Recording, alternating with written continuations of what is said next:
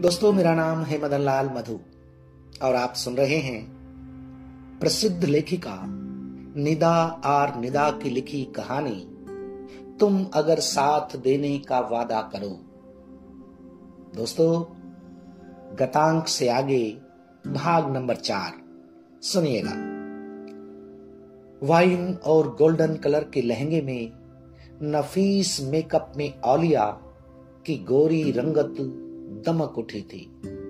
खूबसूरत ज्वेलरी ने उसके रूप में 4 चांद लगा दिए थे।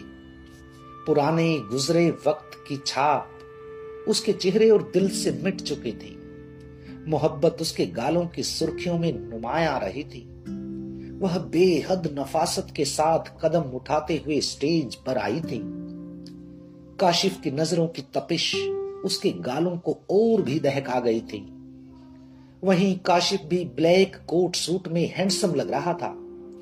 उसके सुर्ख सफेद चेहरे पर अपनी मोहब्बत को पा लेने का सुरूर छाया हुआ था। इस वक्त एक महंगे और खूबसूरत हॉल में उनकी सगाई का फंक्शन था। तमाम मेहमान आ चुके थे। अब रिंग सेरेमनी होनी थी, जिसके लिए काशिफ और आलिया स्टेज पर आ गए थे। सबकी दुआओं के साए में उनकी सगाई हुई। कशफ ने ग्रीन कलर का गाउन पहना था, जिसमें वह बहुत खूबसूरत लग रही थी। वहीं कशिश आज हमेशा से हटकर एक पिंक कलर की सिल्वर बॉर्डर की साड़ी पहने हुए थी। सिल्वर ब्लाउज और सिल्वर कलर के झुमके, जिनकी चैन उसके जूड़े में अटकी हुई थी, ने उसे ऐसी खूबसूरती से नवाज दिया था कि अबीर ने उसे अपनी नजरों में बसा लिया था। कशिश की जिद की वजह से ही उन्होंने सादगी से उसकी और अबीर की सगाई की रस्म चंद रोज पहले अदा कर दी थी। अभी वो सब फैमिली फोटो के लिए स्टेज पर आए थे। अबीर उसके साथ खड़ा हुआ था और वह उसकी तरफ देखने की भी हिम्मत नहीं जुटा पा रही थी। फोटो क्लिक होने के बाद जब वह स्टेज से उतर रही थी, अचानक से उसका पैर मुड़ गया और इससे पहले कि वह गिरती, 2 बाजुओं ने उसे थाम कर अपनी ओर कर लिया था। उसने अपनी पलकें उठाकर उसकी ओर देखा था और वह भी उसी की आंखों में झांक रहा था। ये इतना खूबसूरत लम्हा था कि कैमरामैन ने इसे कैद करने में एक पल भी नहीं गंवाया था। हुटिंग की आवाज पर वह झेंप गई थी और उससे अलग होकर पीछे चली गई, जबकि वह मुस्कुराकर आराम से नीचे आ गया था। सगाई के बाद तो अबीर के हौसले और भी बुलंद हो गए थे। अक्सर वह उसे अब न सिर्फ मैसेज करता बल्कि कॉल भी करने लगा था। जब भी कभी काशिफ आलिया के साथ शॉपिंग पर या घूमने जाता तो अबीर उसे भी फोन करके आने को कहता था। वह झुंझला जाती थी, लेकिन खुद पर काबू कर उसे सहूलियत से मना कर देती थी। बावजूद इसके उसे जाने कैसे पता चल जाता था कि वह कब कहां जा रही है और वह उससे वहीं टकरा जाता था। या ये शायद इत्तेफाक था, लेकिन ऐसे इत्तेफाक बार बार होने लगे थे। उसने यह महसूस किया था कि अबीर उसके मना करने पर नाराज नहीं होता था, बल्कि शायद वह उसे सताने और परेशान करने के लिए ऐसा करता था। शादी में 3 महीने बाकी थे और उसे सब तैयारियां करनी थी। कशिश वह अभी ऑफिस से निकली ही थी कि आवाज पर चौंक उठी। तुम? हाँ, मैं। क्यों, किसी और का इंतजार था क्या? और कितने आशिक पाल रखे हैं तुमने? तुम यहां क्या कर रहे हो? क्यों आए हो यहां? सुन, तो ये सती सावित्री होने का ढोंग किसी और के सामने करना। अगर तू चाहती है कि तेरा सच किसी के सामने न आए तो चल मेरे साथ। वह उसका हाथ पकड़ते हुए बोला। क्या क्या हरकत है ये? छोड़ मुझे। वह नफरत से बोली और हाथ छुड़ाने की कोशिश करने लगी। 1 मिनट के अंदर अगर तूने हाथ नहीं छोड़ा तो ये हाथ फिर कुछ थामने के काबिल नहीं रहेगा। उसकी गंभीर आवाज पर कशिश के साथ शौर्य भी चौंक गया था। ओ, तुम्हें कैसे भूल गया मैं? दिल नहीं भरा क्या अभी तक इससे? हाथ छोड़। वह हद दर्जा गुस्से में था। उसके तेवर देखकर उसने हाथ छोड़ दिया था। चलो कशिश, अबीर ने कशिश से कहा। ऐसे कैसे चलो? आज रात यह मेरे साथ जाएगी। शौर्य ने आगे बढ़कर फिर उसका हाथ पकड़ना चाहा, लेकिन अबीर के एक जोरदार थप्पड़ ने उसे नीचे गिरा दिया था। क्या क्या लगती है ये तेरी, जो मुझे इसके लिए मार रहा है? कशिश जैसे जम सी गई थी। उसे समझ नहीं आ रहा था कि ये सब क्या हो रहा है। वह आज शॉपिंग के इरादे से 2 घंटे पहले निकल गई थी, सो आज कोई उसके साथ न था। कशफ को उसने फोन करके बता दिया था कि वह जल्दी निकलेगी और शॉपिंग के बाद देर से घर पहुंचेगी, लेकिन शौर्य जाने कब से उसका वहां इंतजार कर रहा था। अबीर वहां कैसे आया उसे समझ नहीं आ रहा था। मेरी होने वाली बीवी है ये, इसके लिए अब तेरे मुंह से कोई भी बकवास सुनी तो मुंह तोड़ दूंगा तेरा। वह दांत पीसते हुए गुर्राया था। बीवी? हा हा हा हा हा, बीवी? ये इससे शादी? हा हा हा हा, कमाल है भाई, कमाल है। द्रौपदी के भी 5 पति थे, लेकिन इसने तो उसे भी पीछे छोड़ दिया। वह ताली बजाकर मजाक उड़ाते हुए बोला। क्यों, हम पसंद नहीं आए थे क्या? चल एक बार और ट्राई कर लो। बाद में, पहले पूछ इससे। अरे तेरी होने वाली बीवी को हम 5 ने खूब इस्तेमाल किया है पूरी रात। हा हा हा, बीवी? क्या बक रहा है तू? मैं तुझे जिंदा नहीं छोड़ूंगा। तेरी हिम्मत कैसे हुई कशिश के बारे में ऐसा बोलने की? वह मुट्ठियां भींचे उसकी तरफ बढ़ा था। रुक जाइए, वह सच कह रहा है। कशिश की भीगी आवाज ने उसे जैसे फ्रीज कर दिया था। तुम अब यहां क्यों आए हो? कशिश ने उससे पूछा। सुन, मेरी पत्नी मां नहीं बन सकती। अगर तू चाहती है जो आज हुआ वो फिर कभी ना हो, तो मुझे तुझसे एक बच्चा चाहिए। वह ढिठाई और कमीनेपन की हदें पार कर गया था। हाँ, जा, जो करना है कर ले, लेकिन तेरी ये हसरत कभी पूरी नहीं होगी। तू बाप बनने के काबिल नहीं है। किसी की बेबसी, कमजोरी का फायदा उठाकर उस पर जोर आजमाइश करने वालों के घर खुशियां नहीं, सन्नाटे डेरा जमाते हैं। कब्रिस्तानों की खामोशी पैर पसारती है। तू और वो चारों कभी खुश नहीं रह सकोगे। मैंने अपना मामला उस परवरदिगार के सुपुर्द कर दिया है। उसकी लाठी बेआवाज है और उससे कोई नहीं बच सकता। मुझे तेरा डर नहीं है। जो भी तू कर सकता है कर ले, मगर तेरी जिंदगी रेगिस्तान ही रहेगी।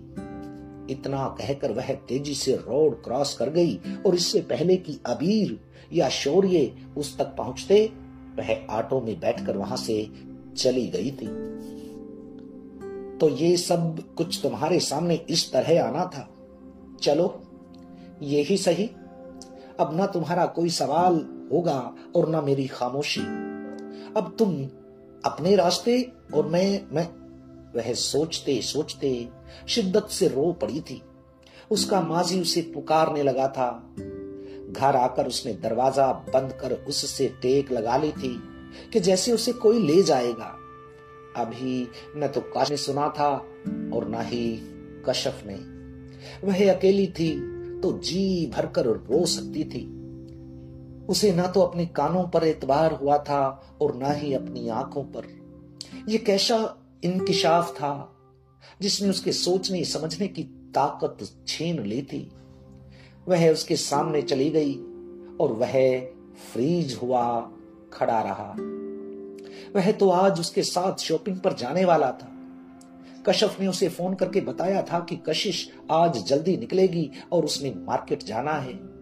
वह जानती थी कि उसे कशिश के साथ वक्त बिताना है, इसलिए अक्सर उन्हें मिलने का सीन क्रिएट करती थी। आज भी वह उसे सरप्राइज करने गया था और उसे खुद को उसकी जिंदगी का सबसे बड़ा झटका लगा था। ऐसा झटका जिसने उसे चारों खाने चित्त कर दिया था। सच सामने आने के बावजूद भी उसका दिल ये मानने को तैयार नहीं था कि वह कुछ भी गलत कर सकती है। सोच सोच कर उसका सर फटने लगा था। आंखें और चेहरा जब्त से सुर्खी इख्तियार कर गए थे। वह अंधाधुंध ड्राइविंग करके उसके घर पहुंचा था। दरवाजे पर दस्तक हुई। उसे बीते दिनों से वापस खींच लाई थी। उसने अपनी आंखों को खुश्क किया और दरवाजा खोल दिया। सामने अबीर था। उसने दरवाजा वापस से बंद करना चाहा, लेकिन वह जबरन अंदर आ गया था और दरवाजा बंद करके उसकी कलाई पकड़कर उसे अंदर रूम में ले आया था। उसकी सांस अटकने लगी थी। क्या उसके अंदर का जानवर जाग गया था? वह सुर्ख आंखें और सुर्ख चेहरा लिए उसकी तरफ बढ़ा था। अबीर को ऐसे देख उसके आंसुओं में और भी शिद्दत आ गई थी। क्या क्या है ये? कौन हो तुम? बताओ मुझे, क्या चाहती हो? क्यों ऐसा पाक दामन होने का ढोंग करती रही हो? क्यों मेरी जिंदगी बर्बाद करने के लिए शादी को तैयार हो गई? वह शानों से पकड़कर उसे झिझोड़ते हुए बोला, नहीं नहीं करनी है और ना ही करनी थी मुझे तुमसे शादी। ये सगाई सिर्फ एक नाटक थी जिसका पर्दा काशिफ की शादी के बाद मैं खुद गिरा देती सगाई तोड़कर। नहीं, तुम्हारी जिंदगी में आना, अरे जानती हूं मैं, नहीं कोई अपना सकता मुझे। मान सम्मान इज्जत प्यार खुशियां घर परिवार ये सब मेरा नहीं हो सकता, कभी नहीं हो सकता। अब तो जवाब मिल गया है ना तुम्हें? मेरे इनकार का जवाब मिल गया है ना? तो जाओ, अब क्यों हो यहां? वह जारो कतार रोते हुए आंसुओं के दरमियान बोली। उसके अल्फाजों में ऐसा दर्द और तकलीफ थी कि जैसे उसका दिल कोई तेज धारदार हथियार से चीर रहा हो और वह अपनी आंखों से देखते हुए उस दर्द और तकलीफ को झेलते हुए भी चीखने से बेबस हो। जैसे चीखें कहीं अंदर ही घुटकर रह गई और तकलीफ से जान बस जिस्म का साथ छोड़ने ही वाली हो। ऐसे नहीं जाऊंगा। क्या असलियत है तुम्हारी, मुझे बताओ। वह गजबनाक अंदाज लिए था। उसकी तकलीफ वह महसूस कर रहा था, लेकिन आज वह खुद इतनी तकलीफ में था कि सब कुछ साफ करना चाहता था। यही असलियत है मेरी जो सुनी तुमने, और इसके अलावा क्या सुनना चाहती हो? जख्मी दिल का लहू आंसुओं की सूरत बह रहा था। सब कुछ, हर एक बात, हर पल, हर लम्हा, जो भी तुम्हें तुम्हारी जिंदगी का याद है। वह उसे बेड पर बैठाकर उसके सामने कुर्सी खींचकर बैठ गया था। उसे वह नजरों से तोल रहा था और हर पल उसे ये एहसास करा रहा था कि वह ऐसी नहीं हो सकती। सब झूठ है, सब गलत है, जो भी उसने सुना या देखा है सब बकवास है। उसने गहरी सांस लेकर आंसू अंदर उतार लिए। अब कुछ भी छुपाने का कोई मतलब नहीं था। जब उसने जान ही लिया था तो बेहतर था कि वह तमाम सच्चाई खुद उसके मुंह से सुन ले। और वह अपने माजी की किताब की वर्क पलटने के लिए जख्मों से चूर रूह को मनाने लगी। मुनीर और सामिया अपनी जिंदगी में बहुत खुश थे। उनकी इस खुशी में 4 चांद तब लग गए जब उनके यहाँ बेटी ने जन्म लिया। उसकी पुरकशिश सूरत को देखते हुए उसके अब्बा ने उसे कशिश नाम दिया था। वह माँ बाप की आंखों का सुकून और अब्बा अम्मा की आंखों की ठंडक थी। इतनी मोहब्बत, इतना प्यार मिला था उसे कि उसके 3 साल बाद आने वाले उसके जुड़वा भाई बहन काशिफ और कशफ उसका आधा भी हासिल नहीं कर पाए। अब्बा के साथ वह साइकिल पर घूमती थी। अम्मा के हाथ की बिरयानी उसे बहुत पसंद थी। जब वह 5 साल की हुई तो अब्बा की रिटायरमेंट के बाद वो लोग अपने पुश्तैनी गांव आ गए थे।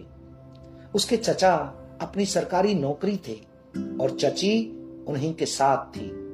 चची ससुराल वालों को पसंद नहीं करती थी और चचा ने उनके कहने पर अपने हिस्से की जमीन बेच दी थी और अब्बा से आधे घर की कीमत के बराबर पैसे भी ले लिए थे। पापा की कोई नौकरी ना थी तो वह गांव में अपनी जमीन पर खेती करने लगे थे। अम्मी पढ़ी लिखी समझदार औरत थी। शोहर का हाथ बटाने के लिए उन्होंने घर में बच्चों को पढ़ाना शुरू कर दिया था। उनके सलूक से मुतासिर होकर लोग अपनी बेटियों को भी पढ़ाने लगे थे, वरना वहां लड़कियां नहीं पढ़ती थी। फिर भी भाई का लिहाज था चचा में, लेकिन चची को वो लोग एक आंख नहीं सुहाते थे। बचपन का वो जमाना बड़ा ही खूबसूरत था। जो दिल चाहा करते थे। गर्मी की दोपहर में जब सब सो जाते तो वह सहेलियों के साथ खेलने निकल जाती थी। कभी छुपम छुपाई तो कभी खो खो, कभी घर घर खेलना तो कभी आठ खाने। हर खेल का अपना मजा था। बड़ी ही बेफिक्र बेगम जिंदगी थी। बड़ा खूबसूरत वक्त था। तब न अंकल था कोई, न आंटी थी। सबके साथ रिश्ते थे। कोई चाची तो कोई ताई, किसी को दादा कहते तो किसी को काका। न हिंदू से परहेज, न मुस्लिम से बैर। सब अपने थे। गांव में जब अजान होती तो उतनी देर के लिए मंदिर में भजन के स्पीकर बंद हो जाते थे। मंदिर में यज्ञ होता तो मुस्लिमों की तरफ से दान जाता।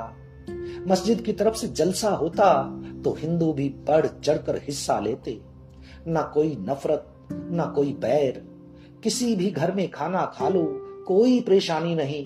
उनके घर ईद होती तो हिंदू बच्चे जो पढ़ने आते थे उनके घरों से दूध आता और बाद में वह उनके घर ईद की सेवैयां लेकर जाती थी।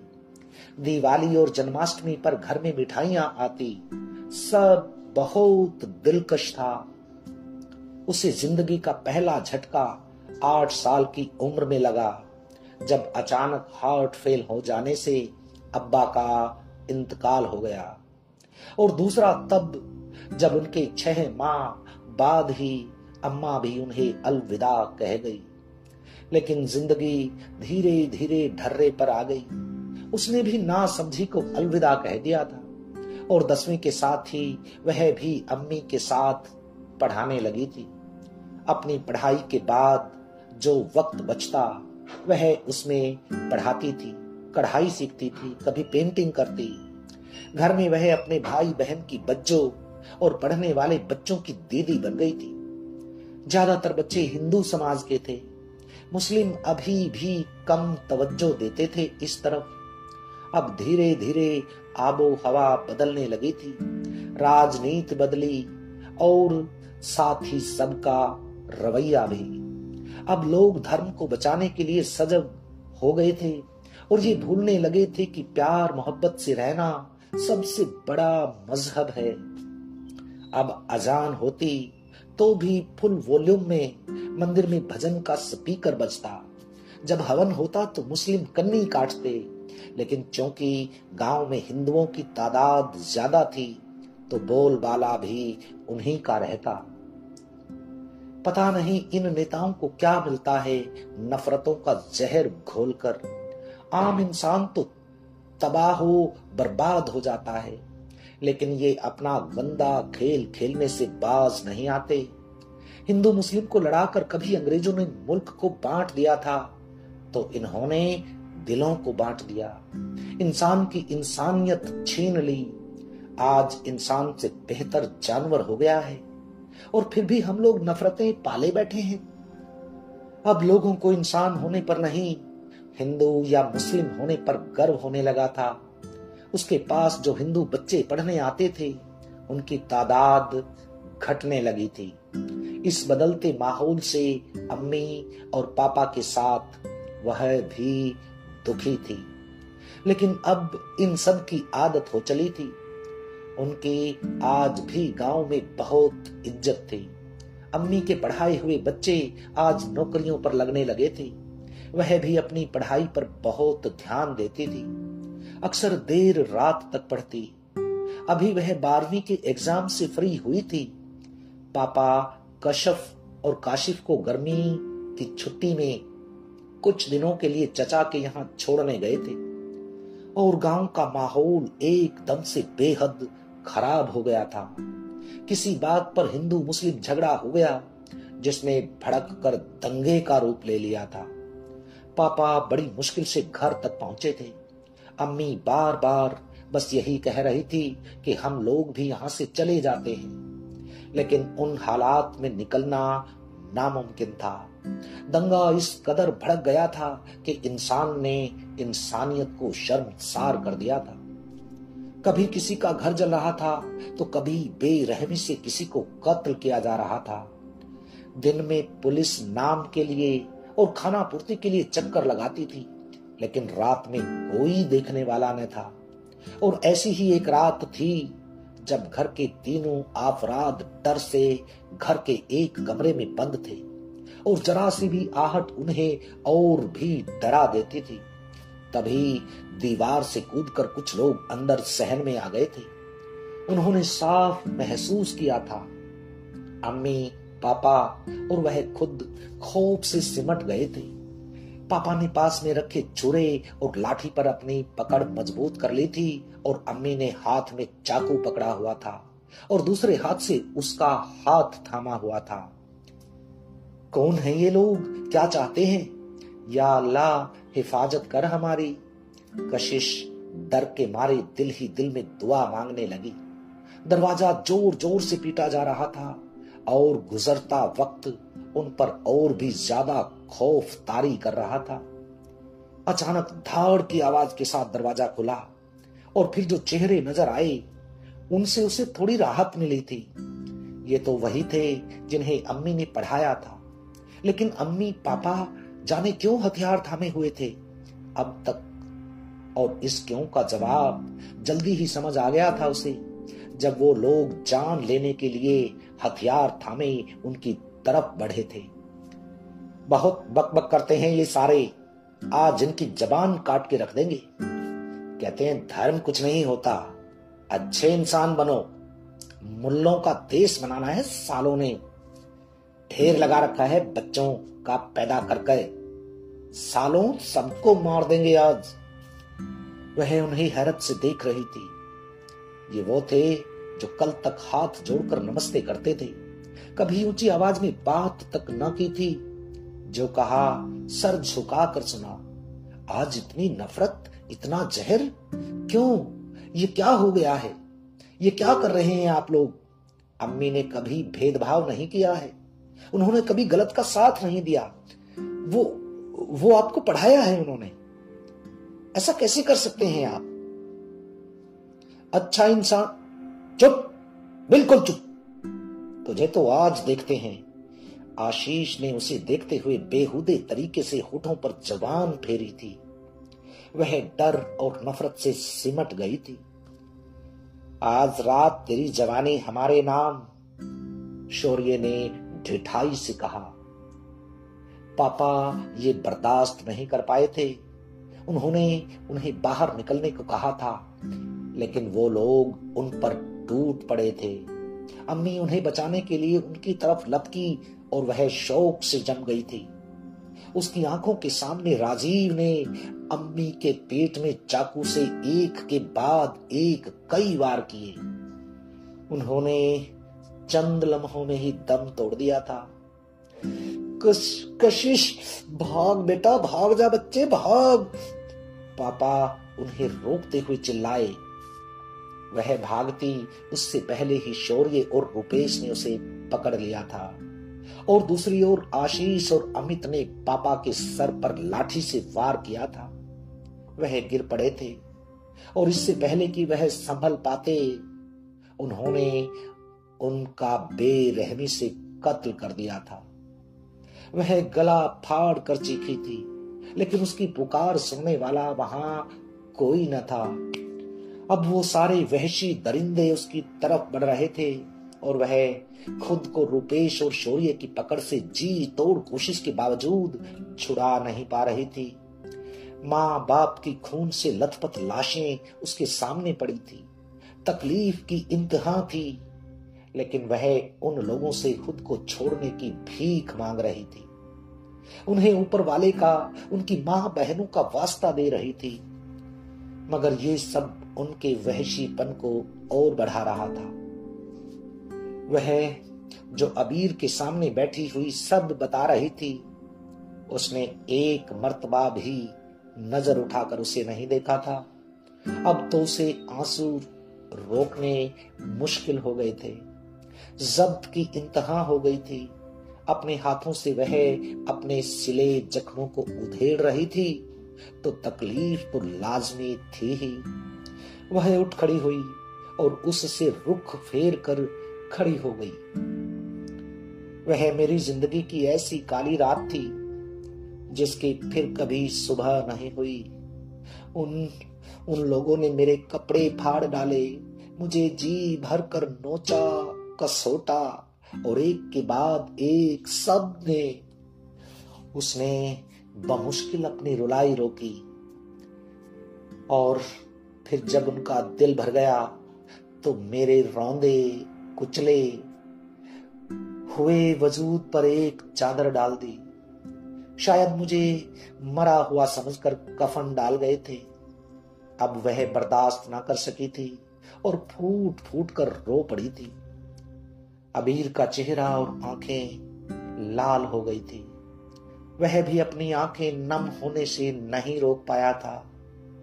उसने आगे बढ़कर उसे अपने बाजुओं में ले लिया था। जाने कितनी देर तक वह उसकी बाहों में बिलखती रही थी। अबीर ने भी आंसुओं को अपने अंदर उतार लिया था। थोड़ा होश आया तो उससे दूर हो गई और उसके पूछने पर आगे बताने लगी। लेकिन अभी इम्तिहान और भी बाकी थे।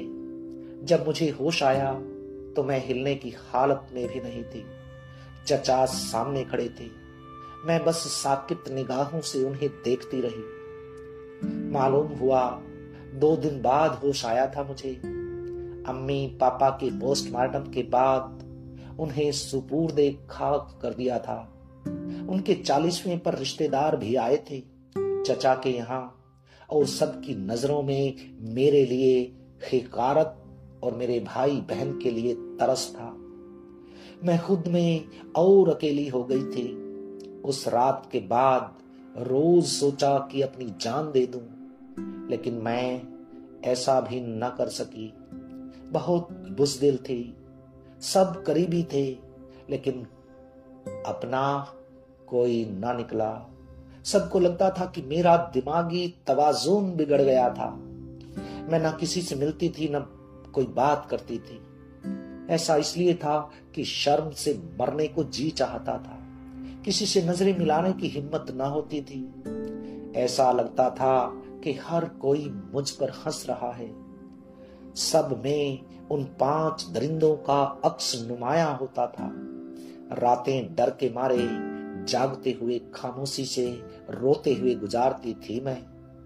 नतीजा ये हुआ कि मैं होशो हवास से बेगाना होकर बीमार हो गई। और तब मालूम हुआ कि माँ बाप के अलावा सब रिश्ते किस कदर बेमानी होते हैं। जब चचा ने चची के कहने पर मुझे पागल खाने और काशिफ और कशफ को यतीम खाने में डाल दिया। मैं नॉर्मल नहीं रह गई थी। मैंने तो खुद को खो ही दिया था। अगर मुझे ममता माँ का सहारा न मिला होता। वह वहीं काम करती थी और चंद दिनों में ही उन्होंने पहचान लिया था कि मैं पागल नहीं हूं। उन्होंने मेरे साथ वक्त बिताना शुरू कर दिया और मुझे जिंदगी की तरफ लौटाने के लिए वह मुझे पागल खाने से अपने घर ले आई। यहां आकर मुझे होश आया कि मेरे भाई बहन कहाँ हैं, और फिर मैं ममता माँ के साथ उन्हें लेने के लिए चचा के यहाँ पहुंची तो चची ने मुझे बेइज्जत कर बाहर का रास्ता दिखाया। जब मैंने इल्तिजा की तो यतीम खाने का नाम बताकर दरवाजा मेरे मुंह पर बंद कर दिया। तब पहली बार खुद पर गुस्सा आया कि मैं अपनी तकलीफ में उन्हें कैसे भूल गई। मां के साथ मैं उस यतीम खाने गई और दोनों को अपने साथ ले आई। मां ने हमें सहारा दिया, हिम्मत दी, हालातों से लड़ने का हौसला दिया। वह सांस लेने के लिए रुकी। ममता मां के साथ ने मुझे हिम्मत दी थी और मैंने बीते 2 महीनों को अपने अंदर दफन कर लिया था। उनके साथ रहते हुए कभी लगा ही नहीं कि वह दूसरे मजहब से है। उनका और मेरा ऐसा दर्द का रिश्ता जुड़ गया था कि हम एक दूसरे को बिन कहे समझ लेते थे। मुझे एक बार फिर मां की मोहब्बत मिल गई थी और कशफ और काशिफ को ममता भरी छांव। मैं उनके साथ वापस गांव आई, जरूरी कागजात और अपनी तमाम सेविंग्स के साथ उसी रोज वापस भी लौट गई थी। न मुझे कानून पर एतबार रहा था और न ही किसी रिश्तेदार पर। वापस जाकर जिंदगी को नए सिरे से शुरू किया। ममता मां के साथ गाजियाबाद से दिल्ली शिफ्ट हो गए और एक किराए के मकान में पनाह ली। मैंने काशिफ और कशफ का एडमिशन कराया और खुद प्राइवेट फॉर्म डालने का सोचकर एक स्कूल में पढ़ाना शुरू कर दिया। 1 साल बाद बालिग होने पर मैं एक बार फिर गांव पहुंची, सब कुछ समेटने के लिए। अब वहां कुछ नहीं बचा था तो सारी जमीन बेची, घर बेचा, तमाम चीजें सेटल कर मैं वापस तो आ गई, लेकिन गांव वालों की नजरों, उनकी बातों की घाव लेकर। यहां कुछ पैसों से यह घर खरीदा, बाकी पैसा दोनों की पढ़ाई और शादी के लिए डिपॉजिट करा दिया। अपनी पढ़ाई पूरी कर एक कंपनी में एज अकाउंट एग्जीक्यूटिव ज्वाइन कर लिया। इस तमाम मुश्किल वक्त में ममता मां मेरी हिम्मत, मेरी ताकत बनकर मेरे साथ रही। लेकिन उनका कैंसर अब लास्ट स्टेज पर आ गया था। मैं उनके साथ ज्यादातर वक्त बिताने की कोशिश करती थी। एक रोज उन्होंने मुझे बताया कि वह मेरी तकलीफ इसलिए समझी कि वह भी एक मां थी, मेरे जैसी एक बेटी की, जिसे कॉलेज से आते वक्त किडनैप करके उसका रेप करके मार डाला गया था। वह उनकी इकलौती बेटी थी, उनके पति की आखिरी निशानी। उसके बाद उनका जिंदगी पर से भरोसा उठ गया था। जब उन्होंने मुझे देखा तो मेरे बारे में जानकर मुझ में उन्हें अपनी नीलू नजर आई और तब से वह हमारे साथ थी।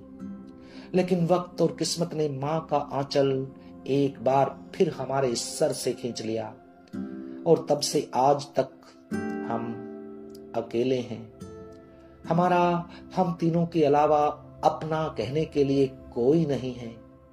उसने अपनी कहानी पूरी कर दी और उसकी तरफ पलटी, लेकिन निगाहें मिलाने की हिम्मत नहीं थी उसमें। बस उस रात के बाद मेरी जिंदगी में कभी उजाला नहीं हुआ। मैं आज भी अपने वजूद से नफरत करती हूँ। मैं जानती हूँ कि मेरी आंखों को ख्वाब सजाने का हक नहीं है। अपना घर, शौहर, बच्चे, ये सब मेरे लिए नहीं है। आपकी जिंदगी बर्बाद करने का मेरा कभी कोई इरादा नहीं था और ना है। बस एक बार काशिफ और कशफ का घर बस जाए, फिर मुझे कोई तमन्ना नहीं। आप बेफिक्र रहें, मैं आपकी जिंदगी में कभी नहीं आऊंगी। वह आंसुओं को अपने अंदर उतार कर बोली थी। अबीर के एहसास बहुत शर्मिंदगी और दुख लिए हुए थे। वह अब उसके सूख चुके जख्मों को फिर से हरा कर चुका था। उसने उससे कोई शिकायत नहीं की थी और अपनी जिंदगी का हर पन्ना उसके सामने खोल कर रख दिया था, चाहे उसमें उसे कितनी ही तकलीफ क्यों ना हुई हो। अबीर ने उसके रोने से सूख हो चुके चेहरे को देखा। वह अपनी शाह पलकें झुकाए खड़ी थी।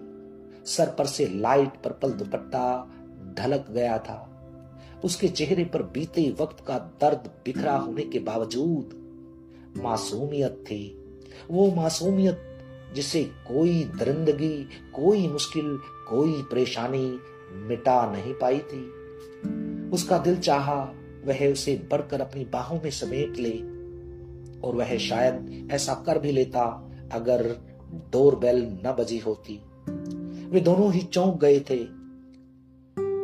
लगता है कशफ आ गई है, आप प्लीज ड्राइंग रूम में चले जाइए, मैं अभी आती हूं। वह ऐसी औड सी सिचुएशन से परेशान हो गई थी। काशिफ और कशफ से मिलकर वह घर लौट आया था। देखते ही देखते शादी भी सर पर आ पहुंची थी। अबीर ने कशिश के रास्ते में आना छोड़ दिया था। कशिश ने भी पीछे मुड़कर देखना छोड़ दिया। जब कभी अबीर से सामना होता तो वह उससे निगाहें मिलाने की हिम्मत नहीं कर पाती थी। दोनों सबके सामने नॉर्मल ही थे, लेकिन ये खामोशी भी अपने अंदर तूफान समेटे हुए थी। शौर्य ने उस रोज के बाद कभी कशिश की ओर रुख नहीं किया था। वह कुछ रोज तक तो बहुत डर डर कर एहतियात से आती जाती रही थी। फिर सब कुछ ठीक लगने पर किसी हद तक रिलैक्स हो गई थी। आलिया की बरी उसने बहुत अच्छे से तैयार की थी। हर कपड़ा, ज्वेलरी चुनिंदा था। कशफ और वह दोनों ने उसके लिए रेड कलर का लहंगा पसंद किया था, जिस पर कोरे नगों का नफीस काम था। लहंगा बेहद खूबसूरत और भारी था, और कल हल्दी और मेहंदी की रस्म थी। कशफ आलिया के लिए दोनों चीजें लेकर अपनी फ्रेंड्स के साथ गई थी। कशिश बहुत कहने के बावजूद नहीं गई थी, लेकिन जिस वजह से वो बच रही थी वो फिर भी हुआ। जब अबीर काशिफ के लिए शगुन का सामान लाया, घर में बड़ी होने के नाते उसे मिलना ही पड़ा उससे। अबीर की निगाहें उस पर जम कर रह गई थी। बाकी दिनों से अलग पीले रंग के पटियाला सूट में वह बहुत हसीन, किसी फूल की मानिंद लग रही थी। दोनों में ज्यादा बात नहीं हुई थी, लेकिन अबीर की नजरें बहुत कुछ बयां कर रही थी, जिसे कशफ ने आसानी समझा था, और बाद में उस हवाले से उसे और कशिश को छेड़ा भी था। बारात में जाने से भी कशिश ने घर के कामों का हवाला देकर मना कर दिया था, लेकिन फिर काशिफ की नाराजगी देखते हुए तैयार हो गई थी। और जाते ही पहला सामना अबीर से हुआ था, जिसने बड़ी ही गहरी नजरों से उसे देखा था। इस वक्त उसने मैरून एंड गोल्डन कॉम्बिनेशन का खूबसूरत अनारकली सूट पहना हुआ था, जिस पर गोल्डन दुपट्टा लिया हुआ था। मैजिक गोल्डन ईयर रिंग्स पहने वह दिल में उतर रही थी। कशफ ने हल्का सा खंखार कर अबीर को ध्यान दिलाया था कि वह कहां और किस मकसद से है। वह झेप गया था। जल्दी ही रस्में निपटाने के बाद निकाह की रस्म हुई थी, और इस पल वह अम्मी पापा को याद करके अपनी भीगी आंखों को छुपाने लगी थी, लेकिन दिल था कि भर भर आ रहा था। सलामी और खाने के बाद उसने अबीर की मम्मी से विदित के लिए बोला था। विदाई के वक्त आलिया सबसे खासकर अबीर से लिपट कर बहुत रोई थी, और उसने रेहाना बेगम का हाथ थामकर कहा था कि वह जरा भी दिल छोटा न करें। आलिया को वह अपनी बहन की तरह मोहब्बत और तहफ्फुज देगी। तमाम तर रस्में निपटाने के बाद वह और कशफ आलिया को अबीर के रूम में ले आई थी, जो गुलाब और मोगरे की खुशबू से महक रहा था और बेहद खूबसूरती से डेकोरेट था। उन्होंने उसे आराम करने के लिए कहा और बाहर आ गई। सुबह काशिफ के चेहरे की खुशी और आलिया की मोहब्बत मिल जाने के सुरूर से चमकती आंखें उसके अंदर इत्मीनान भर गई थी। आज एक फर्ज पूरा हो गया था उसका। हेलो, कैसी हो कशिश? आप? मैं ठीक हूं जी, बताइए, कोई काम था? उसने अबीर की आवाज पहचान ली थी, बल्कि वह भूली ही नहीं थी। मुझे मिलना है तुमसे, कितनी देर में पिक करने आ जाऊं? उसने बहुत ही नॉर्मल वे में पूछा था। लेकिन क्यों मिलना चाहते हैं आप? क्या काम है? वह हैरान थी। क्यों मतलब? अपनी मंगेतर से मिलने के लिए कोई काम होना जरूरी तो नहीं, बस ऐसे ही मन हो रहा है कि तुमसे मिलूं, बात करूं। वह बहुत ही रोमांटिक अंदाज में बोल रहा था। कशिश उसे समझ नहीं पाई। अभी काशिफ की शादी को महीना भी ना हुआ था। वह और आलिया 3 दिन पहले ही घूम कर लौटे थे। अबीर ने इतने वक्त से कुछ नहीं कहा था, और अब अचानक ये मिलना। वह कुछ समझ नहीं पा रही थी कि उसके अंदर क्या चल रहा था। आप क्या बोल रही हैं? मुझे समझ नहीं आ रहा है। आपको मिलना है तो यहीं आ जाइए। ये कहकर उसने फोन काट दिया। ये इन्हें क्या हो गया है? अब क्यों मिलना है? वह सोचती हुई किचन में आ गई। आज संडे था तो सब घर पे थे। काशिफ भी आज नाइट ड्यूटी के बाद सुबह ही घर आया था। सबका चाइनीज खाने का मन था, तो उसने hakka noodles, chilli chicken, chicken manchurian और फ्राइड राइस तैयार किए थे। वह काफी अच्छा खाना बनाती थी। सब कुछ बेड पर दस्तरख्वान पर लगाकर उसने जल्दी से आलिया, कशफ और काशिफ को आवाज लगाई थी कि जल्दी आओ, खाना ठंडा हो जाएगा। लेकिन उनके साथ अबीर को आते देख वह चौंक गई थी। फिर खुद को नॉर्मल करते हुए उसने सलाम किया था, जिसका उसने बड़े आराम से जवाब दिया था। खाने के बाद आलिया ने कशिश से तैयार होने के लिए कहा कि अबीर उसे शॉपिंग के लिए ले जाने आया है। उसने टालने की कोशिश की, लेकिन उन तीनों के सामने उसकी एक न चली और उसे तैयार होना ही पड़ा। वह अंदर ही अंदर तिल मिला रही थी। उसके साथ वह गाड़ी में बैठ गई थी। अबीर ने बिना कुछ कहे गाड़ी बढ़ा दी थी। वह पहले तो चुप रही, लेकिन गाड़ी अनजान रास्तों पर बढ़ती देखकर बौखला गई कि उधर ऐसी कौन सी मार्केट थी। आप अब कहां जा रहे हैं? वह धीरे से पूछ बैठी थी। वहां जहां हम आराम से बैठकर बात कर सकें, उसने बिना उसकी तरफ देखे जवाब दिया था। लेकिन आप तो शॉपिंग के लिए ले जा रहे थे। वो मैं खुद कर लूंगा, या फिर किसी और दिन चलेंगे, अभी तो नहीं। लेकिन जा कहां रहे हैं? वह थोड़ी परेशान सी थी। रिलैक्स, किडनैप नहीं कर रहा हूं। वह हंसा था और वह झेप कर चुप हो गई थी। थोड़ी ही देर में गाड़ी एक खूबसूरत घर के सामने रुकी थी। वह अंदर जाने में बहुत हिचकिचा रही थी। आओ। वह उसका हाथ पकड़कर अंदर ले आया था। उसने हाथ छुड़ाने की जितनी कोशिश की, बेकार थी कि उसकी पकड़ बहुत मजबूत थी। मैं आ तो रही थी, वह हाथ छुड़ाते हुए गुस्से से बोली। मैं भी बस ला ही रहा था, बदस्तूर जवाब देते हुए उसने हाथ छोड़ दिया था। आपको क्या कहना है? उस रोज सब बातें साफ तो हो गई थी। अब कुछ कहने या सुनने का सबब मेरी समझ में नहीं आ रहा है। वह नजरें इधर उधर दौड़ाते हुए उससे मुखातिब थी। हमारी शादी नहीं होगी, मैंने कहा तो था। बस थोड़े टाइम के बाद सही मौका देखकर मैं मना कर दूंगी। एक बार कशफ की शादी हो जाए, नहीं, इस सगाई के टूटने का असर उसके रिश्ते पर पड़ेगा। बस थोड़ा वक्त दे दीजिए मुझे। वह उस दिन की बातों को याद करके खुद को जैसे उसकी नजरों से छुपा लेना चाहती थी। वह मुस्कुराया और दरवाजा बंद करके उसे अपनी बाहों के घेरे में ले लिया। तो दोस्तों, कहानी का अगला हिस्सा अगले अंक में। आप सभी मित्रों का बहुत बहुत आभार। धन्यवाद।